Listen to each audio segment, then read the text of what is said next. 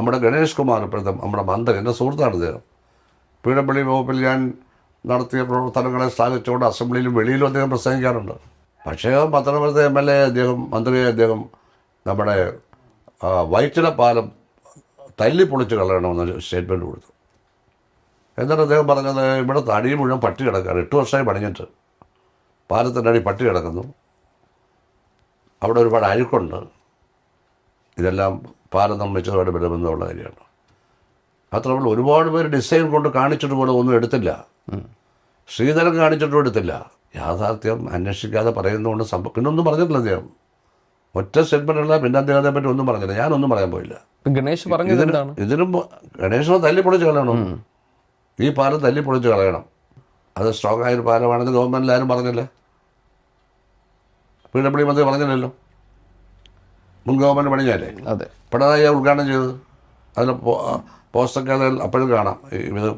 ഈ കാര്യങ്ങളൊന്നും ഡിഫെൻഡ് ചെയ്യാൻ ആരും വന്നില്ല. അല്ല, വേറെ ആരുമല്ല, പൊതുമരാമത്ത് വകുപ്പാണ് ഡിഫെൻഡ് ചെയ്യേണ്ടത്. ഞാൻ ചോദിക്കുന്നത് സഖാവിന് ഇപ്പോൾ പൊതുമരാമത്ത് മന്ത്രി എന്ന നിലയിലായാലും ആ സമയത്താണെങ്കിലും ഇപ്പോൾ ദേവസ്വം മന്ത്രി ആയിരുന്ന സമയത്തും ആ കാലത്ത്, അതായത് താങ്കൾ അധികാരത്തിൽ ഉണ്ടായിരുന്ന കാലത്ത് താങ്കൾക്ക് പിന്നെ കൃത്യമായി തന്നെ പറയാം എൻ്റെ ഭാഗത്തുനിന്ന് ഒരു പിഴവ്. അപ്പോൾ താങ്കൾ അത് പറഞ്ഞു, ശബരിമല സ്വർണ്ണക്കൊള്ളയുടെ സമയം വന്ന സമയത്ത് താങ്കൾ പറഞ്ഞത് എനിക്ക് ഓർമ്മയുണ്ട്. അതായത് ഞാൻ ദേവസ്വം ഭരിച്ചിരുന്നതാണ്, ആ സമയത്ത് ആരും അവിടെ നിന്ന് ഒന്നും കൊണ്ടുപോയിട്ടില്ല. പിന്നെ രാഷ്ട്രീയം എന്ന് പറഞ്ഞത്, രാഷ്ട്രീയമായ പരിരക്ഷ അതിലാണ് അയ്യപ്പനുള്ളത്, അതുകൊണ്ട് ആർക്കും എടുത്തുകൊണ്ട്, അല്ലെങ്കിൽ അയ്യപ്പനെ വരെ എടുത്തുകൊണ്ട് പോകുമായിരുന്നു എന്ന് പറഞ്ഞു. ഇപ്പോൾ ഈ ശബരിമല സ്വർണ്ണക്കൊള്ളയുടെ കാര്യത്തിൽ താങ്കൾ പറഞ്ഞത്, സ്വർണ്ണക്കൊള്ളയുടെ കാര്യത്തിലും ഇപ്പോൾ കേരളം 1ാം സ്ഥാനത്ത് നിൽക്കുകയാണ്, നമ്പർ 1 ആണ് എന്നാണ്.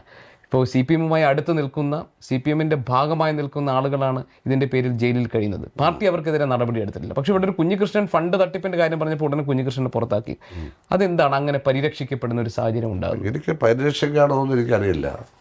ഈ ചോദ്യം ഉയർന്നു വന്നിട്ടുണ്ട്, അപ്പോൾ അതിന് മറുപടി കൊടുത്തിട്ടുണ്ട്. അവർ കുറ്റവാളികളാണെന്ന് അർത്ഥമില്ല. ഇപ്പോൾ കുറ്റവാളികളാണോ എന്നുള്ളത് അവരെ ശിക്ഷിച്ചാലേ പറയാൻ പറ്റും, അപ്പോൾ നടപടി എടുക്കുമെന്നാണ് ഇപ്പോൾ പറഞ്ഞിരിക്കുന്നത്. സഖാവ്, ഞാൻ ചോദിക്കുന്നത്, ഈ ശബരിമല സ്വർണ്ണക്കൊള്ള യഥാർത്ഥത്തിൽ CPM സർക്കാരിനെ പ്രതിരോധത്തിലാക്കുന്നതല്ലേ, ഇടത് സർക്കാരിനെ? CPM അല്ല, ക്ഷമിക്കണം, ഇടത് സർക്കാർ. ഞാൻ പറയുന്നത് സർക്കാരുമായിട്ട് ഇതിന് യാതൊരു ബന്ധവുമില്ല. സർക്കാർ വേറെ, സർക്കാരിൽ അധികാരത്തിൽ ഇരിക്കുന്നവരോ അത് വേറെ. ഒരു പാർട്ടി, കേരളത്തിലെ കോൺഗ്രസോ CPM ഒരു പാർട്ടിയും ശബരിമല കൊള്ള നടത്താൻ പറഞ്ഞിട്ടില്ല. അല്ല, അങ്ങനെയല്ല.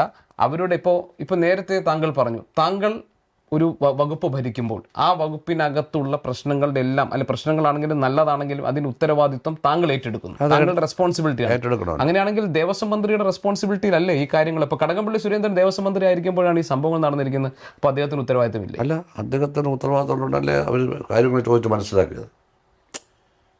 കാര്യങ്ങൾ ചോദിച്ച് മനസ്സിലാക്കി കടകംപള്ളി സുരേന്ദ്രനെ ഒരിക്കൽ കൂടെ വിളിക്കുമെന്നൊക്കെ പറഞ്ഞ് ഇന്നലെ കണ്ടു. കാരണം അദ്ദേഹത്തിന് കുറച്ച് പടങ്ങളൊക്കെ വന്നതാണ് കാരണം, ചിത്രങ്ങൾ 3 വന്നു, അതാണ് കാരണം.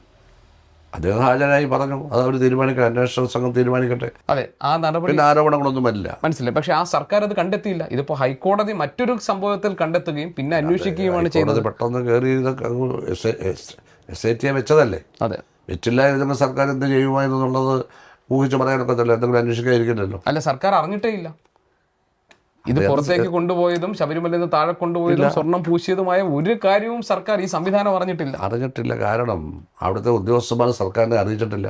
അപ്പോൾ അവിടെ എന്ത് നടന്നാലും അറിയാമെന്ന് ആർക്കാ? അവിടുത്തെ തന്ത്രിക്കും അവിടുത്തെ ശാന്തിക്കുമാണ്. ലോകത്തെവിടെയായാലും ഏത് സമയത്തും 24 വാർത്തകളും ഓഗ്മെന്റഡ് റിയാലിറ്റി പാക്കേജുകളും എക്സ്പ്ലെയിനറുകളും വിശദമായി കാണാൻ ഞങ്ങളുടെ YouTube ചാനൽ നിങ്ങൾക്ക് സബ്സ്ക്രൈബ് ചെയ്യാം.